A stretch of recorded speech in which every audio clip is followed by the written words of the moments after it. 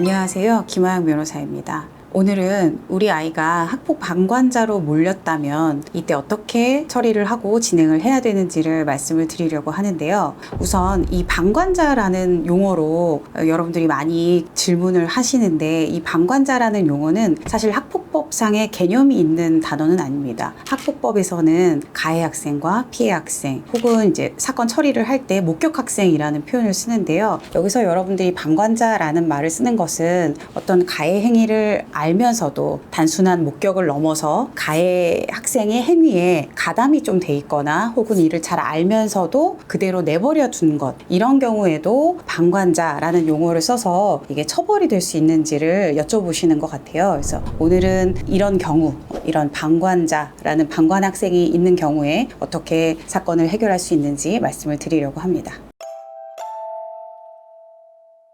학교폭력이란 학교 내외에서 학생을 대상으로 발생하는 상해나 폭행, 여러 가지 범죄 행위를 말합니다. 최근에는 강제적인 심부름이나 그리고 성폭력, 따돌림, 사이버 폭력, 이런 내용까지도 모두 당연히 학교폭력에 해당이 됩니다. 학급에서 학교폭력이 발생한 경우 학교폭력 발생 사실을 알면서도 이를 신고하거나 고발하지 않고 묵인한 경우, 이를 방관자라고 하면서 이 경우도 처벌되는지 궁금해 하시는 건데요. 예를 들어 학교폭력처벌법은 따돌림이라는 학교폭력 형태를 규정하고 있습니다. 학교 내외에서 2명 이상의 학생들이 특정인이나 특정 집단의 학생들을 대상으로 지속적이고 반복적으로 또 신체적, 심리적 공격을 가하여 상대방이 고통을 느끼도록 하는 모든 행위를 따돌림이라고 하는데요. 이 경우에 따돌림을 주도하는 학생 외에 이에 동조까지는 아니더라도 실제로 따돌림을 당하는 학생이 있으려면 전체적으로 말을 걸지 않아야 되잖아요. 그래서 이런 식으로 따돌림이 유지된다면 이때 같이 말을 안 한 학생들도 방관자라고 해서 처벌받는 것이 아닌가, 이렇게 생각될 수 있습니다. 실제로 피해 학생의 경우에는 주도하는 학생들보다 나머지 같이 묵인하는 학생들이 더 무서웠다고 진술하는 경우도 많이 있습니다. 다시 개념으로 돌아와서 학교폭력에는 가해 학생과 피해 학생이 있습니다. 여기서 가해 학생이란 학교폭력을 행사하거나 그 행위에 가담한 학생을 말합니다. 따라서 당연히 가담을 했다면 가해 학생으로 처벌을 받게 됩니다. 다만 가담 행위가 없다면 처벌받지 않는 것이죠. 또한 학교폭력처벌법 20조는 신고 의무를 규정하고 있는데요. 학교폭력 현장을 보거나 그 사실을 알게 된 자는 학교나 다른 기관에 이를 즉시 신고하여야 한다고 정하고 있습니다. 하지만 이 규정이 일반적인 의무로서 신고를 하라고 하는 것이지 신고하지 않는다고 해서 처벌받는 것은 아닙니다.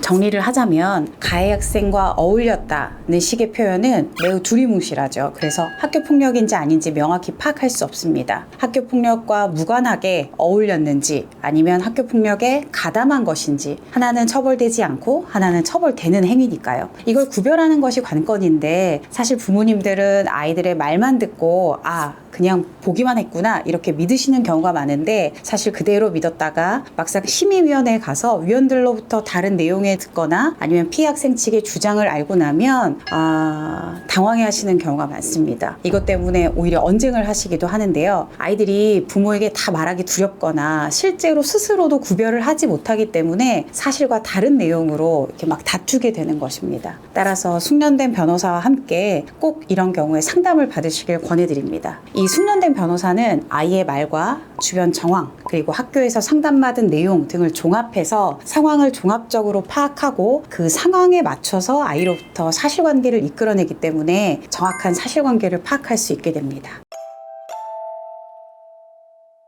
무엇보다 사실대로 말하는 것이 중요합니다. 막연히 두려운 마음일 수도 있고 실제로 보복을 하겠다 이렇게 협박을 받았을 수도 있거든요. 어떤 경우이건 이 경우에는 모두 사실 그대로 얘기를 해서 충분히 잘못이 있다면 반성하고 피해 학생과 화해를 할 수 있도록 정상 참작을 받는 것이 최고의 방법일 수 있습니다.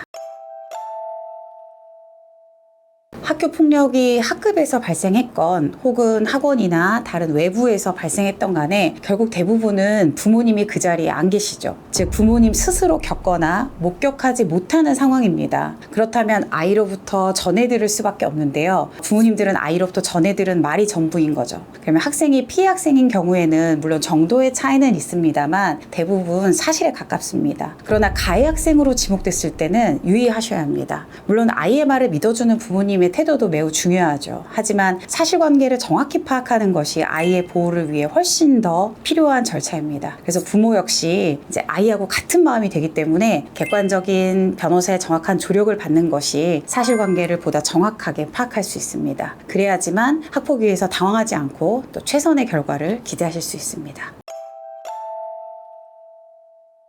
자, 오늘은 우리 아이가 학폭행위의 주동자는 아니었지만 약간 가담을 했는지 혹은 이걸 단순히 목격만 했는지 알고도 묵인한 것인지 이렇게 헷갈리는 경우에 관해서 말씀을 드렸는데요. 결국에 이런 경우는 부모님이 직접 그 상황을 목격하지 못하셨기 때문에 아이의 말만 믿고 했다가는 낭패를 볼 수 있습니다. 따라서 이렇게 조금 사실관계의 파악이 미흡하다, 어려우시면 숙련된 변호사와 상담을 통해서 사건을 해결하는 것이 가장 좋은 방법입니다.